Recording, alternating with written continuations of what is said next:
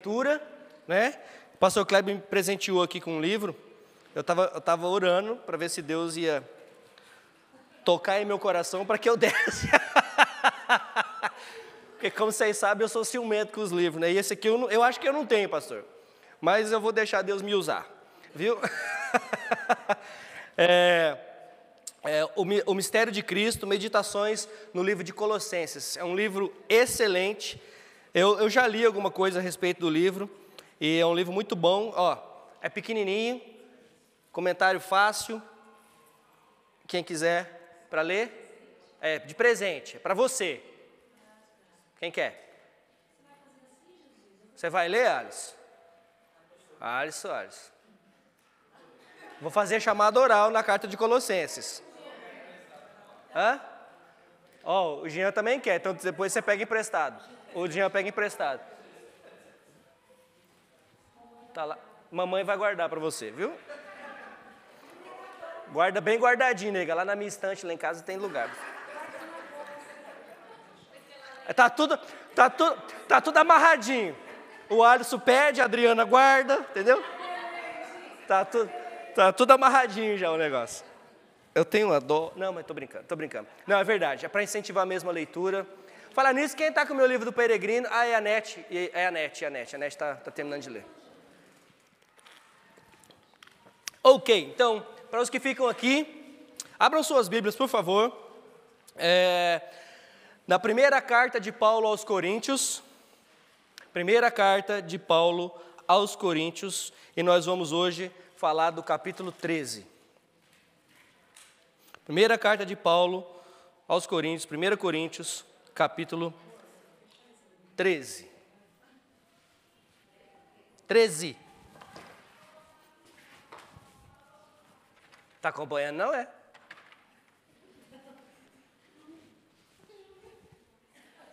Juliana. 1 Coríntios, fica dando mancada com nós, você vai ver. 1 Coríntios, capítulo 13. Passo agora a mostrar-lhes um caminho ainda mais excelente. Ainda que eu fale as línguas dos homens e dos anjos, se não tiver amor, serei como o sino que ressoa ou como o prato que retine.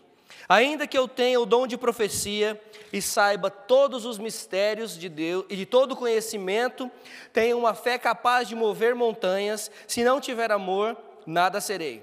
Ainda que eu dê aos pobres tudo o que possuo e entregue o meu corpo para ser queimado, se não tiver amor, nada disso me valerá. O amor é paciente, o amor é bondoso, não inveja, não se vangloria, não se orgulha, não maltrata, não procura seus interesses, não se ira facilmente, não guarda rancor.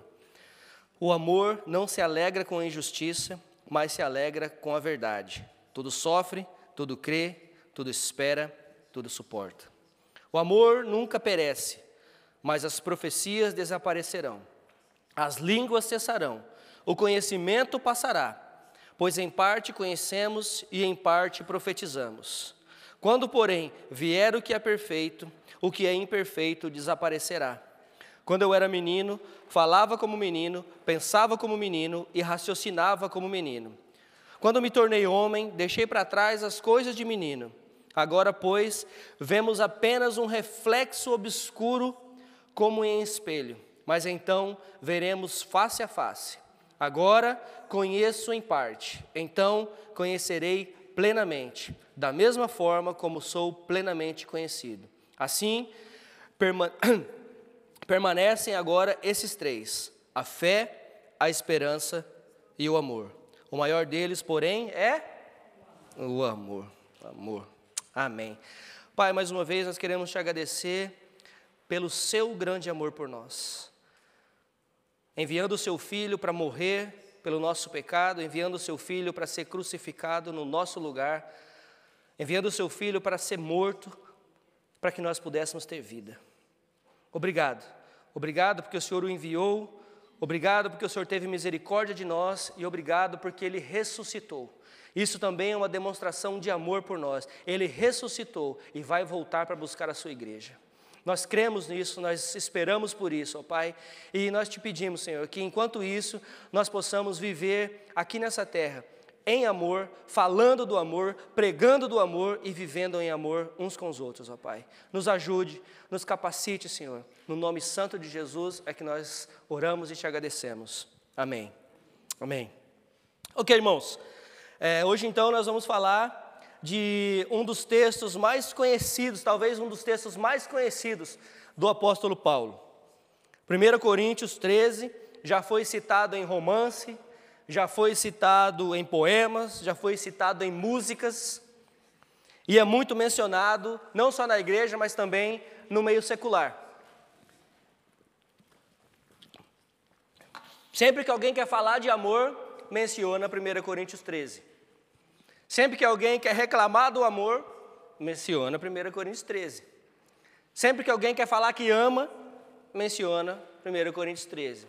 Sempre que alguém quer dizer que não é amado, menciona 1 Coríntios 13. Então, todos os assuntos estão aí, né? Mas que tipo de amor é esse que Paulo descreve aqui nessa carta? Será que é o amor relacionado com as nossas emoções? Será que é esse amor limitado que hoje eu amo e amanhã não amo mais? Será que é esse amor que sabe aquele amor para sempre? Já viu? Te amo para sempre? Já escreveu na sua rede social? Te amo para sempre, minha gata, meu gato. 2 semanas depois, acabou o amor. Acabou o amor. O gato e a gata já não é mais gato nem gata. O gato vira cachorro e assim por diante. O amor acaba, rápido. Será que é desse tipo de amor que Paulo está falando? Das nossas emoções falhas, das nossas emoções momentâneas e egocêntricas, porque essas são as nossas emoções. Será que é o amor que está relacionado ao desejo sexual? Também nós falamos que é acerca de amor, né? O ato em si é chamado de amor. Será que é desse tipo de amor que nós estamos falando? Não. Definitivamente não é desse amor que Paulo diz que falta na igreja dos Coríntios. A palavra grega usada aqui é exatamente a palavra para amor traduzida da palavra ágape. A palavra ágape é o próprio amor de Deus e que vem de Deus. Existe um erro de achar que esse amor ágape, ele só é possível para Deus, porque ele é um amor incondicional, ele é um amor sacrificial, um amor puro e genuíno. Realmente, se pensarmos assim, parece mesmo ser impossível. Mas não, a Bíblia fala que nós também podemos desenvolver esse amor ágape, inclusive por Deus. Aliás, deveria ser o primeiro, né? Esse amor ágape, incondicional, sem esperar nada em troca, sacrificial, sim, puro e genuíno. É o amor de Deus por nós, deveria ser esse o nosso amor por Deus e também o nosso amor pelos irmãos, uns pelos outros. Nós notamos que em outros textos, em outras cartas de Paulo, Paulo muitas vezes ele elogia as igrejas pelo amor que eles têm uns pelos outros. Eu os elogio, eu louvo ao nosso Deus pelo amor que vocês têm uns pelos outros e pelo amor que vocês têm para comigo, né? Mas esse não é o caso. Ele elogia a igreja dos Coríntios, nós já temos visto isso, já há várias semanas nós temos estudado capítulo após capítulo. Paulo tem elogiado a igreja pelos seus dons, a igreja tem muitos dons, a igreja inclusive tem buscado e Paulo os encoraja, busque mesmo os seus dons, é bom que vocês tenham dons, mas cuidado com eles não devem sobressair as outras coisas, mas busque os dons, procure exercê-los de maneira saudável, de maneira que faça que a igreja cresça para o bem comum, para o bem do corpo, e que a igreja cresça e que o Senhor seja glorificado. Busque os seus dons, isso é bom. Mas esse não é o caso da igreja de Coríntios. Ele diz que vocês têm dons, mas vocês não têm amor. Vocês não têm amor. Como já vimos no capítulo 12, semana passada, ou semana retrasada, né? Porque nós falamos 2 vezes sobre o capítulo 12. Paulo está falando dos dons da igreja.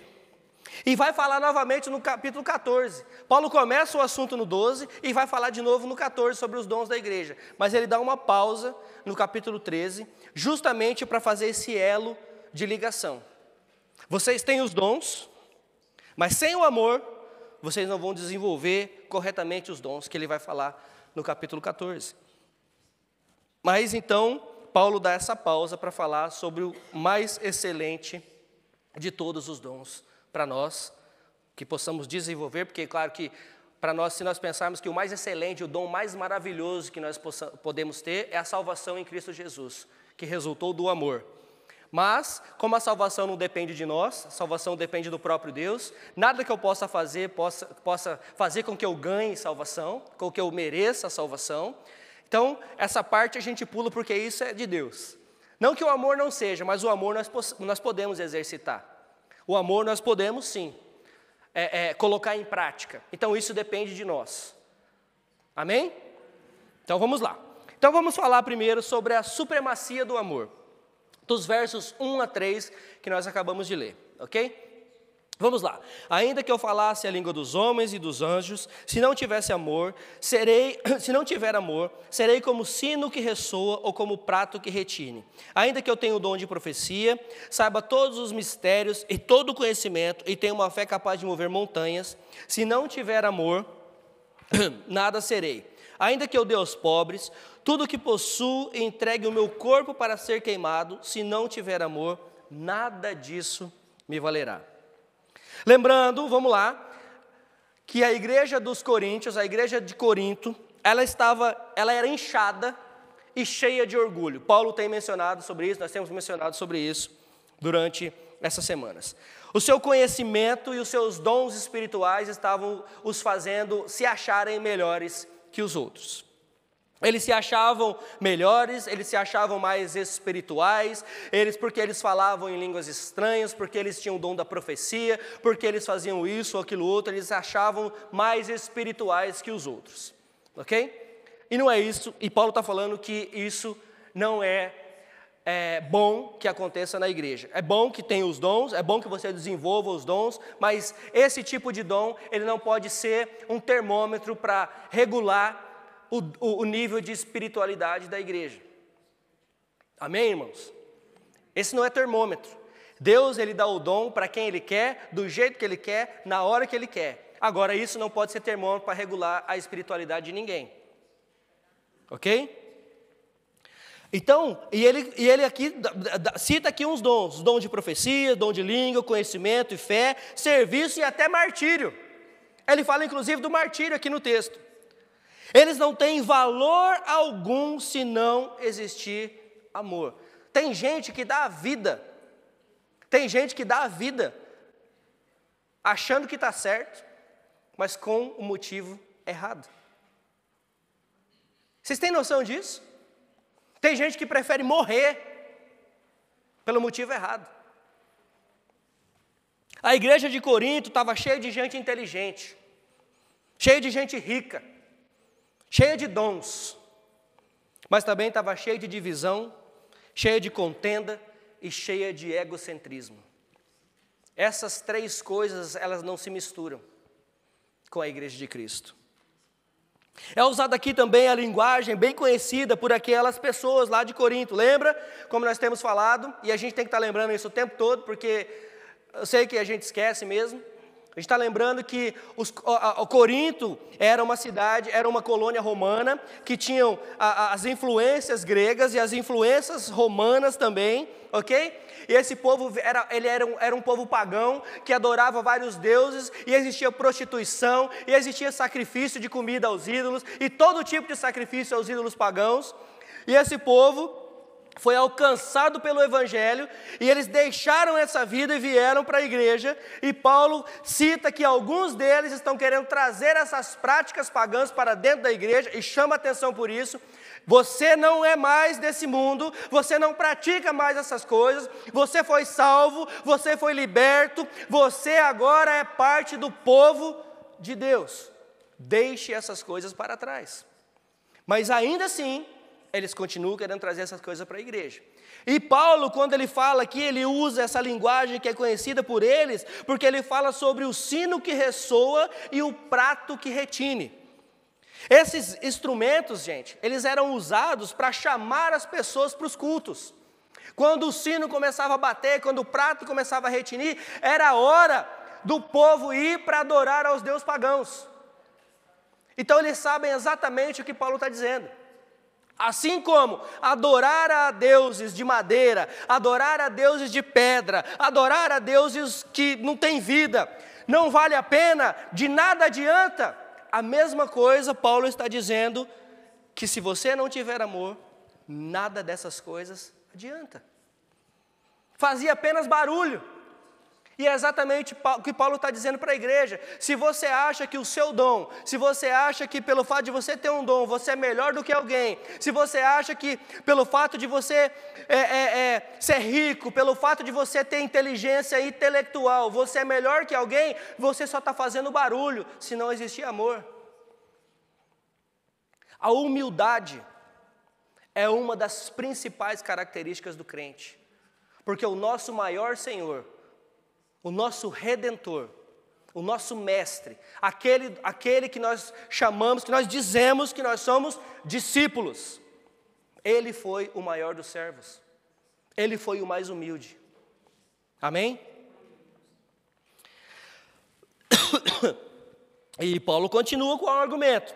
Não é o dom da profecia, o conhecimento ou fé que tornam ou tornaram as pessoas especiais ou diferentes.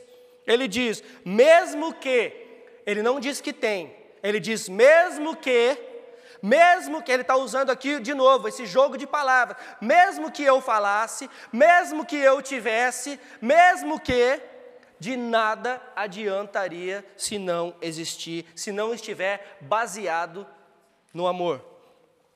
Irmãos, tudo que fizermos, se estiver baseado apenas no que nós fazemos, se estiver baseado apenas no para quem fazemos, e estiver baseado apenas no porquê fazemos, de nada, absolutamente nada adianta.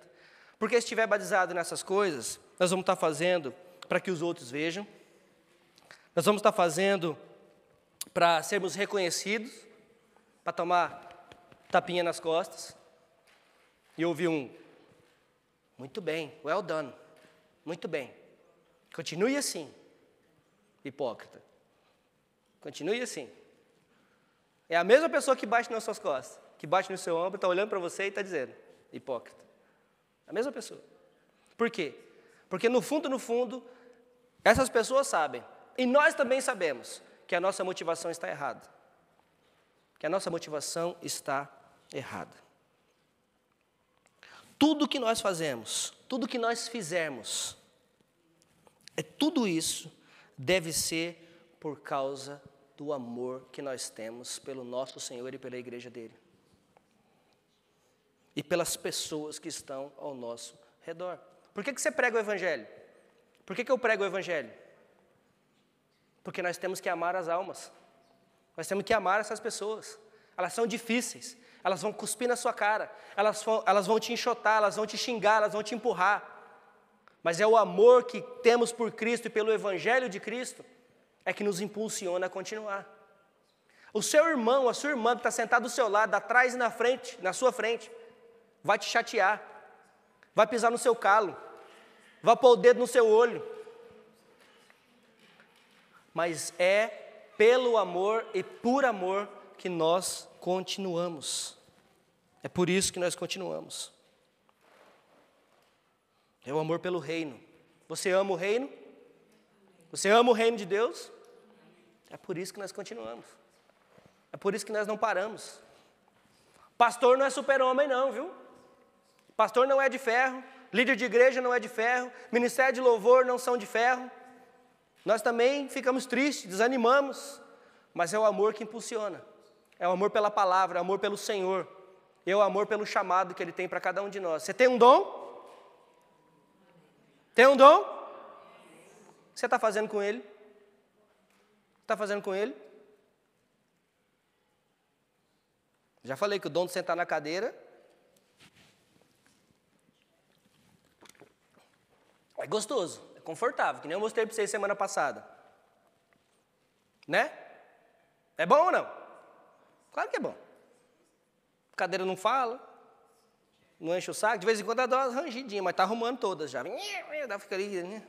Está arrumando todas já. Então vamos lá, vamos falar das qualidades do amor então. Dos versos 4 a 8. O amor é paciente, o amor é bondoso, não inveja, não se vangloria, não se orgulha, não maltrata, não se preocupa com seus interesses, não procura os seus interesses, não se ira facilmente, não guarda rancor. O amor não se alegra com a injustiça, mas se alegra com a verdade. Tudo sofre, tudo crê, tudo espera, tudo suporta. O amor nunca perece, mas as profecias desaparecerão, as línguas cessarão e o conhecimento passará.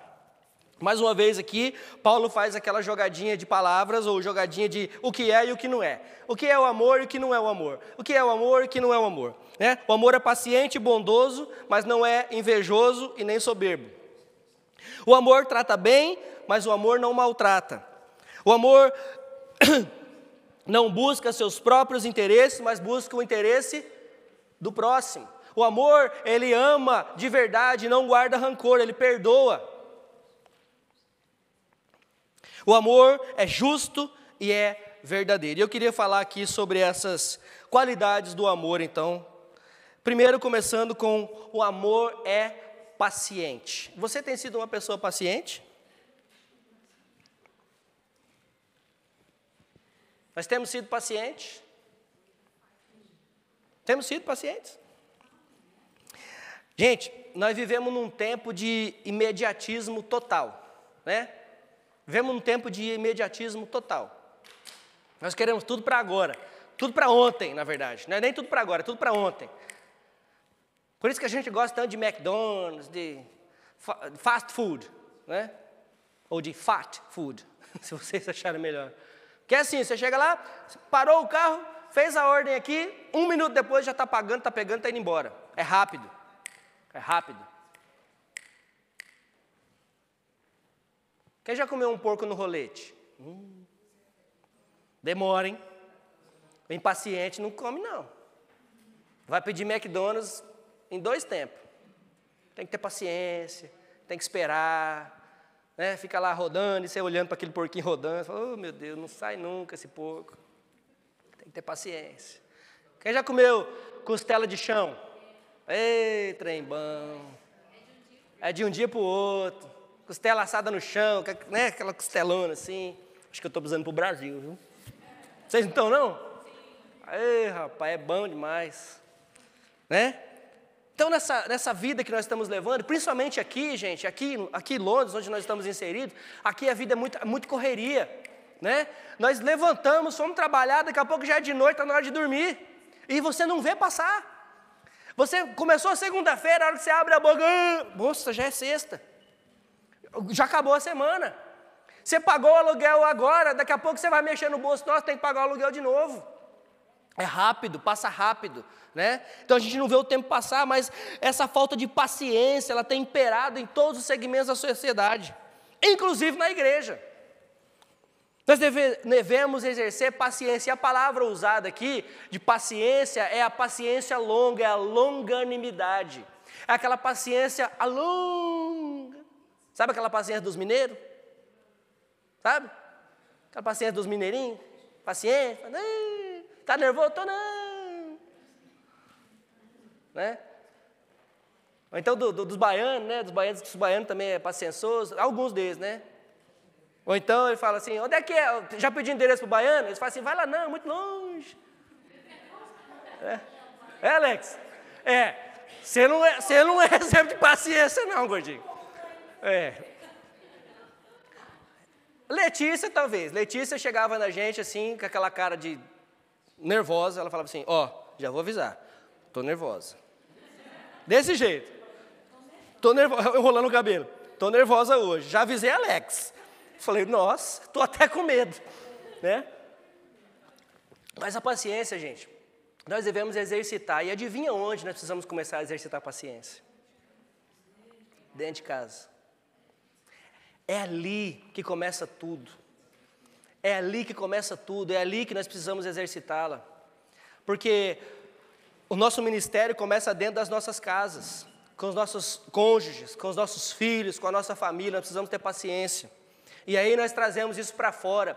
Mas parece que nós temos paciência com todo mundo, menos com os mais próximos da gente, muitas vezes, não é verdade? Nós temos paciência com muitas coisas lá fora.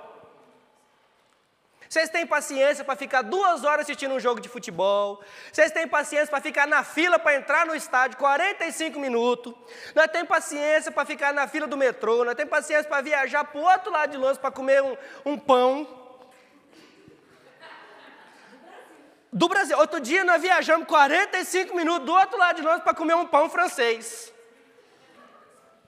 Mas se o pastor passa de 30 minutos no sermão... Se o pastor passa de 30 segundos no sermão, nossa, quando é o pastor Kleber, então coitado. Dava para ter ido e voltado com o papão 2 vezes. Mas gente, porque nos falta paciência, a gente não sabe esperar, a gente não sabe, e esse mundo de internet, esse mundo de correria toda, está tirando inclusive a nossa atenção, nós não conseguimos mais prestar atenção nas coisas. Nós não conseguimos mais prestar atenção nas coisas, nós estamos aqui e nós já estamos pensando. Hoje mesmo eu me peguei assim, eu estava fazendo uma coisa, estou pensando, né, lá no Brasil, minha mãe lá, tadinha lá, minha mãe encheu a casa dela de água lá, inundou tudo a rua dela, e eu estava pensando lá, e pensando aqui, e pensando, sabe assim, um monte de coisa. Aí você para, pera, calma. Tenha calma. Então, longanimidade é a palavra. Paciência longa. Principalmente com essa que você dorme.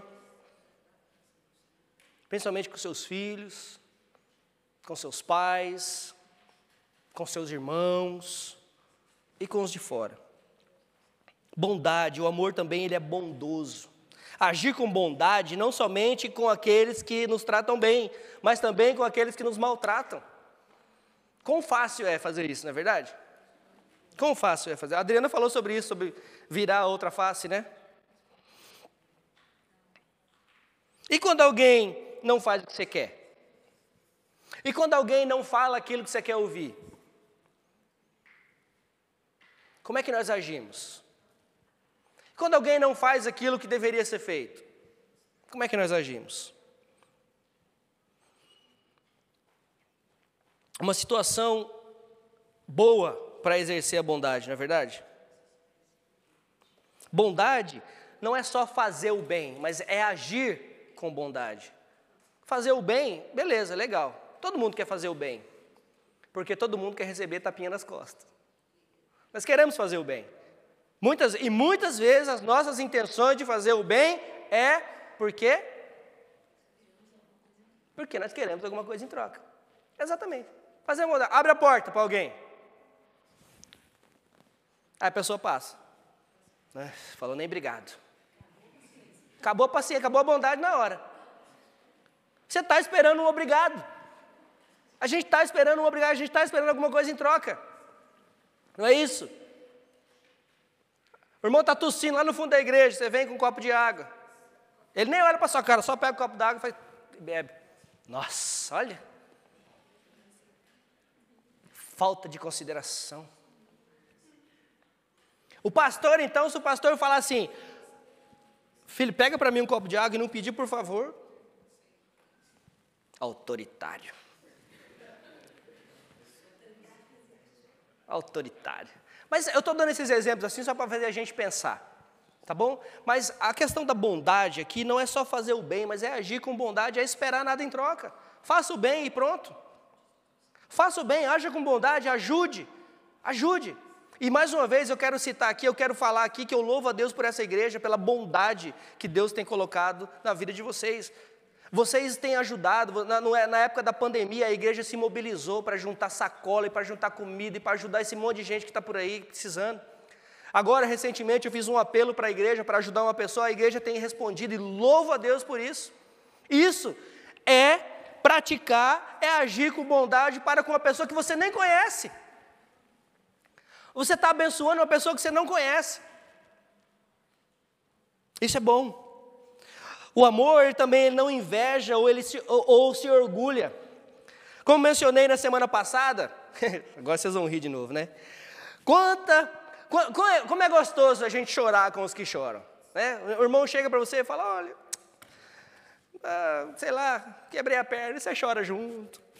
Quebrou a perna. Se for Adriana, então, né? Cortou o canto do dedo, já chora. Quebrou a unha, meu Deus, chora. Mas a gente chora, por quê? Porque a gente se comove mesmo, porque alguém vem dar uma má notícia para a gente e fala, poxa vida, que pena. E você se comove, você chora junto, mas experimenta. Faça o teste. Chega para o amigo, chega para o irmão, fala assim, olha, Deus é lindo. Deus está me abençoado demais. Olha, esse ano eu consegui fazer uma poupança, eu consegui comprar uma casa, eu consegui comprar um carro, eu tenho abençoado, mas em forma de agradecimento mesmo, não é contando vantagem, não. Olha para a cara da pessoa. Ela vai estar assim. Que benção, hein? Nossa, que legal, hein, irmão? E na próxima vez que ela te encontrar, não vai nem tocar no assunto. Se for uma notícia ruim, vai te perguntar como é que está a sua família, como é que está a sua unha, seu braço, sua perna, seu cabelo, como é que está, melhorou? Agora, se for coisa boa, e se você falar de novo, fala, prepotente. Por quê? Porque nós temos muito mais facilidade de em chorar com aqueles que choram, do que nos alegrar com aqueles que se alegram. A verdade é essa. E isso não tem outro nome. O nome disso é inveja. É inveja. O nome disso é inveja. É orgulho. Nós não aceitamos, e quando eu digo nós, eu estou falando da humanidade, e mesmo dentro da igreja existe. Nós não aceitamos que o outro esteja melhor do que a gente. Nós não aceitamos. Chega a ser um insulto. Aí vai falar com Deus. Deus, como ela tem, como ele tem, eu não tenho. Aí vai reclamar com Deus. Aí a coisa piora. Aí eu não vou nem partir para esse lado. O orgulho, ele tem tomado conta das pessoas. Ninguém mais pede perdão. Ninguém mais pede desculpas. Sabe o que nós fazemos? Sabe o que nós fazemos? Nós transferimos a culpa. Na verdade, nós transferimos a culpa. Nós dizemos o seguinte, eu errei, irmão. Eu uso você porque a gente não tem problema. Eu errei, pastor Kleber. Eu errei, meu irmão. Mas também, né? Você me ajudou a errar, né? Você tirou minha paciência. Ninguém mais assume culpa, a culpa é sempre do outro. Eu estourei, mas a culpa foi sua. Eu peguei seu dinheiro, mas quem mandou deixar lá?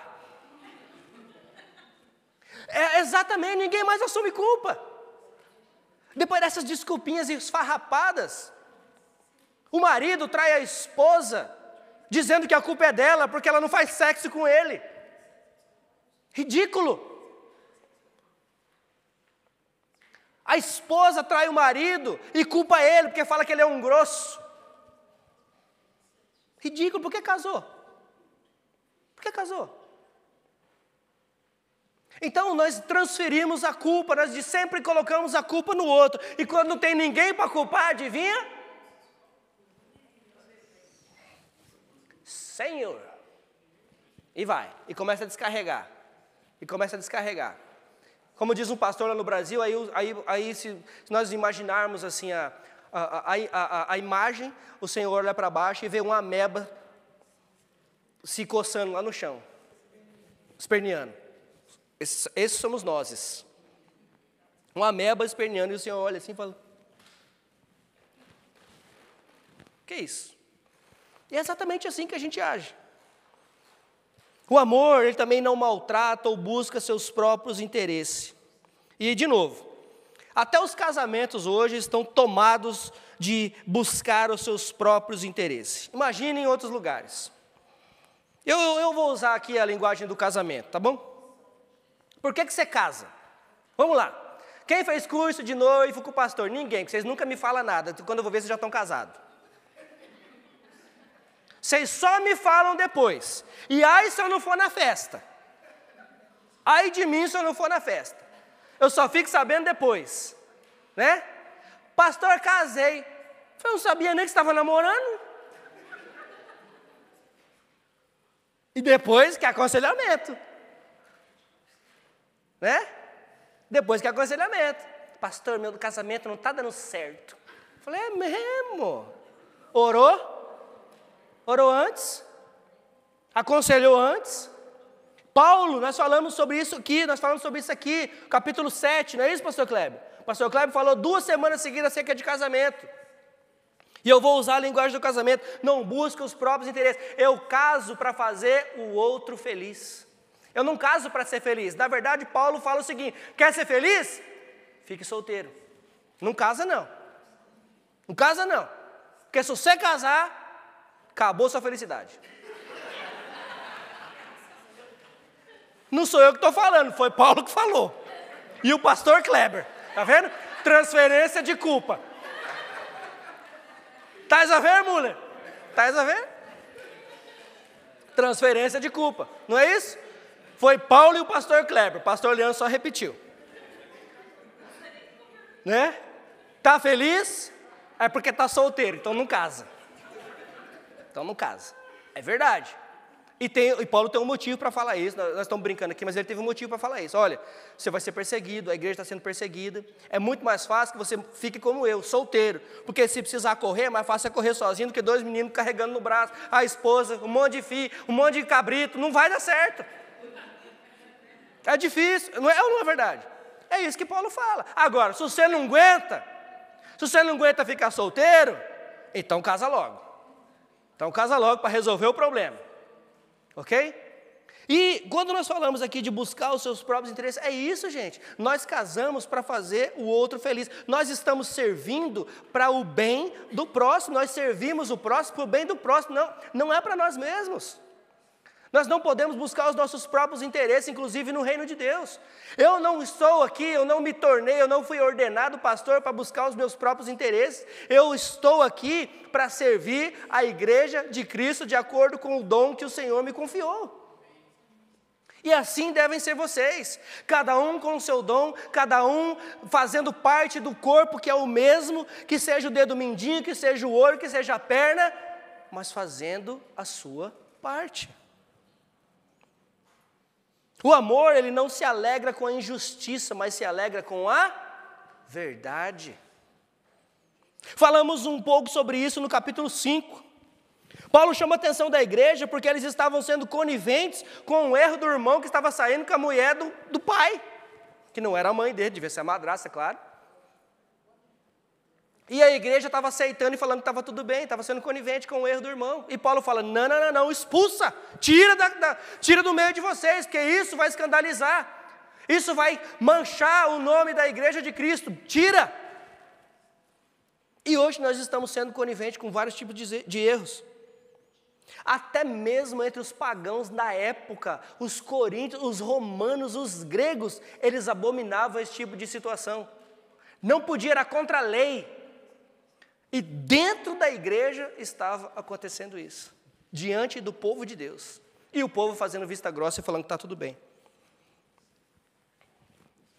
Vou até beber água. Não precisa ir muito longe. Vamos aqui agora na nossa realidade. Outro dia, eu ouvi uma história, fato verídico. Não é historinha, fato verídico. Eu vi uma história de um irmão que estava ensinando o outro a burlar o sistema para não pagar taxa para o governo. Um irmão ensinando o outro a não pagar taxa para o governo. Não pagar imposto. Tem ainda um outro que recebe dinheiro só em mãos, porque se cair no banco o governo vai taxar. Tem a irmã que ela se declara solteira, mas ela mora com o marido dentro de casa, mas ela se declara solteira para poder ganhar benefício do governo. Ou se declara divorciada, sei lá qual que é o rolo. E eu não estou falando isso lá fora não, estou falando isso dentro da igreja. Sabe por quê? Porque a nossa consciência está cauterizada. A nossa consciência, o nosso senso de justiça e de verdade está baseada no que nós queremos. Onde já se viu eu pagar um tanto disso de imposto para o governo? Onde já se viu isso? Como pode? Né, pastor Kleber? Pastor Kleber que eu diga. Estava conversando ontem, justamente sobre esses assuntos. Não é? Onde já se viu? Mas está errado. Está errado. Nós estamos com a consciência cauterizada. Está falando aqui, ó, isso é injustiça. Não importa se é injustiça com um país rico, não importa se a injustiça é com a rainha, não importa que a justiça, com quem quer que seja. Mas diz que o amor não se alegra nessas coisas, mas se alegra na verdade. Verdade. O que você perde falando a verdade, irmãos? O que eu perco falando a verdade? O que eu perco? Nada. Eu não perco nada. Nada. E continua, o amor tudo sofre, tudo crê, tudo espera, tudo suporta. Eu renuncio os meus direitos em benefício do outro. Paulo fez isso, capítulo 9, nós falamos sobre isso. Ele abriu mão dos seus direitos de apóstolo por amor aos crentes da igreja de Corinto. Eu tenho direito a todas essas coisas. Eu tenho direito ao meu salário? Tenho, mas não quero. Eu tenho direito a ter uma casa? Tenho, mas não quero. Eu tenho direito a isso, aquilo outro? Tenho, mas não quero, para não escandalizar alguns que tem aí dentro. Porque alguns ainda não entenderam. Ele abriu mão. É abrir mão dos nossos direitos pelo benefício do outro. O crente que está firmado em Deus, ele age assim. Por mais que doa. Por mais que nós não gostemos, mas nós agimos assim. Não é qualquer probleminha que abala o crente, amém? É qualquer probleminha que te abala? Não pode ser. Na verdade, nenhum problema pode abalar. Deve deixar a gente preocupado, triste, mas abalar a nossa fé, não. Abalar a nossa fé, não. Nós sabemos de onde vem o nosso socorro, amém? De onde vem o nosso socorro? Vem do alto. Ele é que nos sustenta, Ele é que nos guarda, Ele é o sentinela que nunca dorme, é o nosso Deus. Então nessa geração mimada e imediatista que nós estamos vivendo, é assim que acontece, nós queremos para ontem. Quem tem internet de ultra, hiper, super velocidade em casa? Todo mundo tem. Minha esposa já está reclamando, falando que lá em casa não. Você clica lá para abrir uma página. Se demorou 3 segundos, 01, 02, 03. Se não abriu, nossa, que carroça. Ou internet ruim. É verdade ou não é? Olha lá, é porque paga muito, tá vendo? Transferência de culpa. Né? Transferência de culpa. Mas é verdade, porque nós vivemos numa geração imediatista.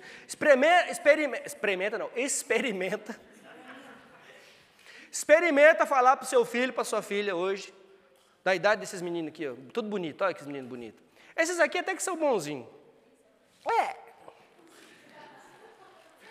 Experimenta falar para os seus filhos, entre 10 e 15 anos, quando ele chegar para você assim, fala assim, pai, mãe, estou precisando de um Air Jordan. Estou precisando. Aí você fala assim para eles, filhinho, esse mês não vai dar. Talvez no Natal, o que você acha? Mas experimenta. Como assim? Nós estamos em fevereiro, está começando depois da manhã. O Natal acabou de passar.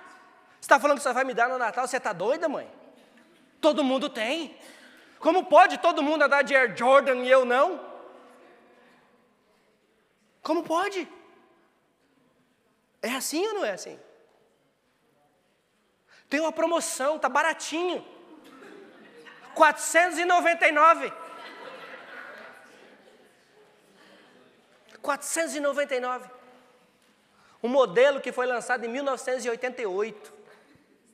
Vocês não eram nem nascidos, cambada. Vocês nem sabem quem é o Jordan, para falar a verdade. Vocês nem sabem quem é o Jordan. Jogou basquete. Nem sabe quem é. Não sabe. Não sabe quem é. Eu vi jogar. Sou velho mesmo. Mas é verdade. Essa geração é muito imediatista. E eu falo também para os adultos. Nós queremos para ontem. Nós queremos as coisas para ontem. Nós queremos que as coisas funcionem logo.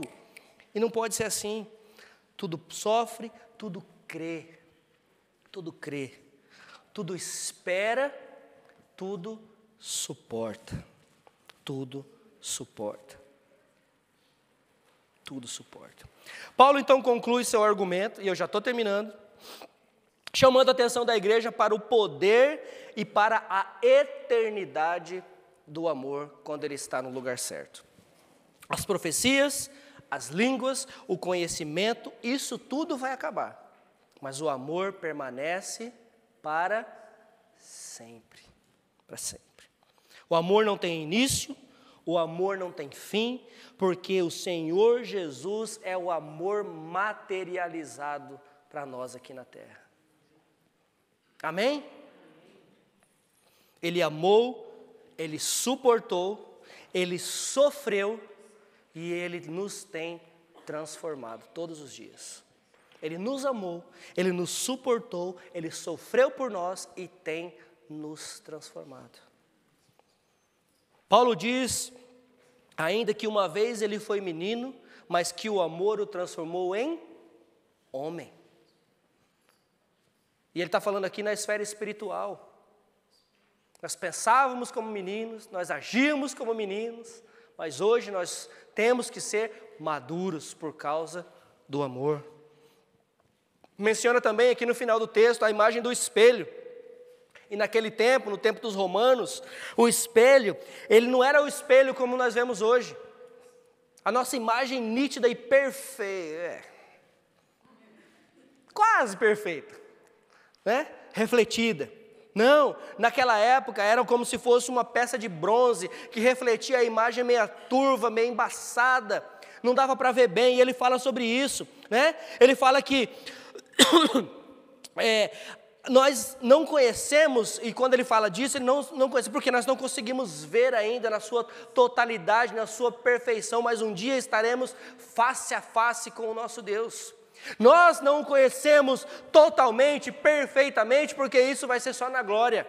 O dia que nós estivermos face a face com o nosso Senhor, e nós vamos o adorar para sempre, mas Ele nos conhece. Ele nos conhece. Do mais profundo do nosso coração, nós temos dúvidas muitas vezes, Ele não tem dúvida a nosso respeito. Ele não. De todos os dons que nós possamos ter, que nós podemos ter, todos os bens que nós possamos possuir, nada se compara ao amor, é o que Paulo está dizendo. E quando eu falo amor, quando Paulo diz amor, ele está falando do amor de Deus por nós, o amor que nós devemos ter por Ele e o amor que nós devemos ter pelos outros, pela igreja de Cristo e pelos outros lá fora. E Paulo ainda argumenta no finalzinho dizendo que das maiores das virtudes que um ser humano pode ter, ele fala sobre a fé e a esperança. Mas nem esses são maiores que o amor. Nós podemos ter uma fé que move montanhas. Se não houver amor, nada adianta. Nós podemos ter conhecimento profundo de teologia. Conhecer a Bíblia de frente para trás, de trás para frente, todos os versículos. Se não tiver amor, de nada adianta. Amém? E para terminar, como eu sempre gosto de fazê-lo, eu quero citar aqui um trecho do livro O Deus que Destrói Sonho, de novo, do Rodrigo Bibo.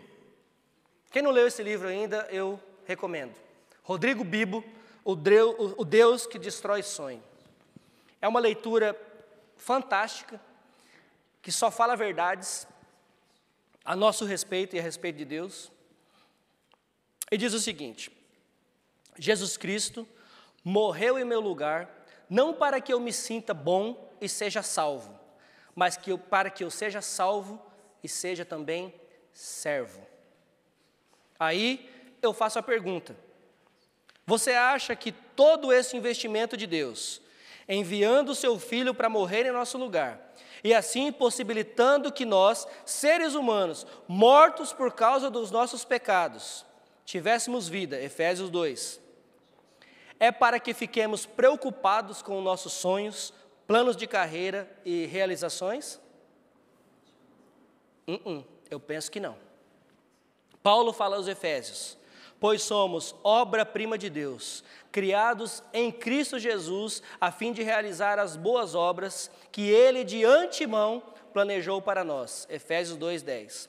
Ou seja, Deus tem sim planos e sonhos para nós, mas eles dizem a respeito à sua obra e missão na terra e a maneira com que somos encaixados nessa tarefa. Quando Paulo afirma em Romanos 8:28 que Deus faz todas as coisas cooperarem para o bem daqueles que o amam e que são chamados de acordo com o seu propósito, ele está reforçando a seguinte ideia: tudo coopera, tanto as coisas boas como as ruins, para que a gente trabalhe nossa salvação com temor e tremor e desenvolva o nosso chamado. Que chamado é esse?